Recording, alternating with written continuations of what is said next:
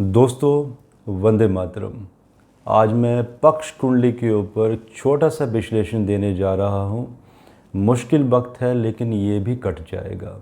सूर्य and चंद्रमा दोनों ही सिंह राशि में मॉर्निंग आवर्स 7 सितंबर को क्लोज एनकाउंटर करेंगे एंड दुर्भाग्यवश उस समय जो लगन राइज होता है वो भी सिंह लगन ही राइज होता है। और भारत की कुंडली जो कि वृष लगन की कुंडली है उसमें जो चौथा घर है उसमें सिंह राशि पड़ती है, तो कहीं ना कहीं भारत की कुंडली का चौथा घर एक्टिवेट होता है इन 13 और 14 दिनों के मध्य। चौथे घर से देखा जाता है जनता का सुख, जिसमें कि ईस्ट की राशि भी एक्टिवेट होती हुई नज़र आ रही है। तो ईस्ट से मेरा अभिप्राय है असम एंड वेस्ट बंगाल से। साथ में नॉर्थ की राशि भी एक्टिवेट हुई है यहाँ पर, जो कि उत्तर प्रदेश एंड दिल्ली, एंड इसमें कश्मीर को भी हम इंक्लूड करेंगे। इसके साथ साथ एक्सट्रीम वेस्ट जिसमें कि महाराष्ट्र की दिशा भी यहाँ पर दिखाई देती है। और ये एक इंडिकेशन दिखाई देता है कि ये जो राज्य हैं यहाँ पर कुछ ना कुछ विस्फोटक घटनाएं, उपद्रव और जनता को कोई ना कोई परेशानियां, कोई ना कोई हिंसक घटनाएं और कुछ राजनीतिज्ञों द्वारा कुछ इस तरह की टिप्पणी दे दी जाएगी कि जनता में एक बहुत बड़ा विद्रोह भी दिखाई दे रहा है। तो अगेन चौथा घर जनता का, तो जनता के लिए समय शुभ नहीं है और हमें इस टाइम पे जो लोगों द्वारा बातें की जाती हैं धर्म संबंधित एट्सेट्रा, उनसे बचना है, उनको अवॉइड करना है ऐसी बातों को।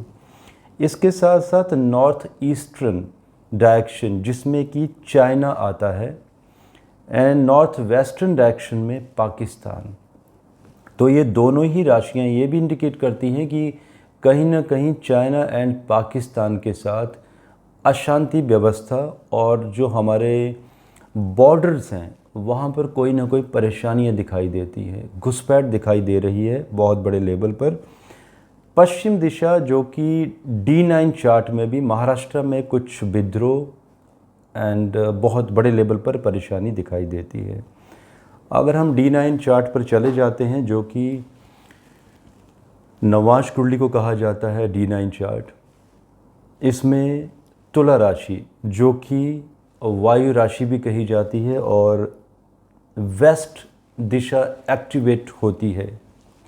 सो इसमें ये इंडिकेशन दिखाई देता है कि वायु में कोई ना कोई टेक्निकल फेलियर, कोई ना कोई विस्फोट। तो वायु में विस्फोट का अभिप्राय है जो हमें डिकोड खुद ही करना पड़ता है कि कोई ना कोई plane crash, fighter plane crash, इस तरह का कोई ना कोई इंडिकेशन दिखाई देता है, जिसमें रेल दुर्घटना वगैरह भी एक इंडिकेशन यहाँ पर दिखाई देते हैं।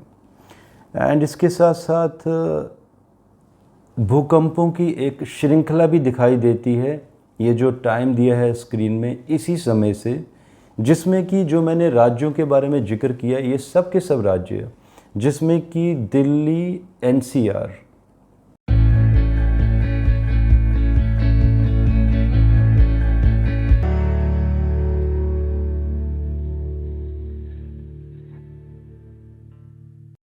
यहाँ पर एक ज़्यादा इंडिकेशन दिखाई दे रहा है भूकंप का, और साथ में गुजरात, साउथ के कुछ एरियाज़ और भारत में अलग अलग राज्यों में कुछ ना कुछ वाइब्रेशंस, और ये लगातार दिखाई दे रही हैं 12-13 दिनों तक।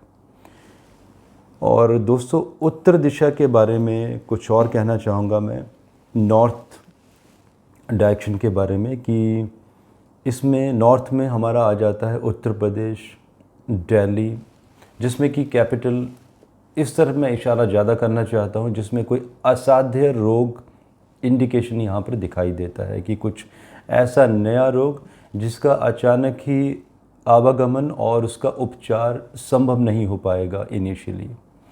तो दोस्तों ये मेरे कुछ विश्लेषण हैं, शॉर्ट टिप्पणी मैंने आप लोगों को दी है। और जब भी हम भूकंप के बारे में कैलकुलेशन करते हैं तो वी ऑलवेज प्रे कि ऐसा कुछ ना हो और हमारी भविष्यवाणियाँ गलत साबित हों।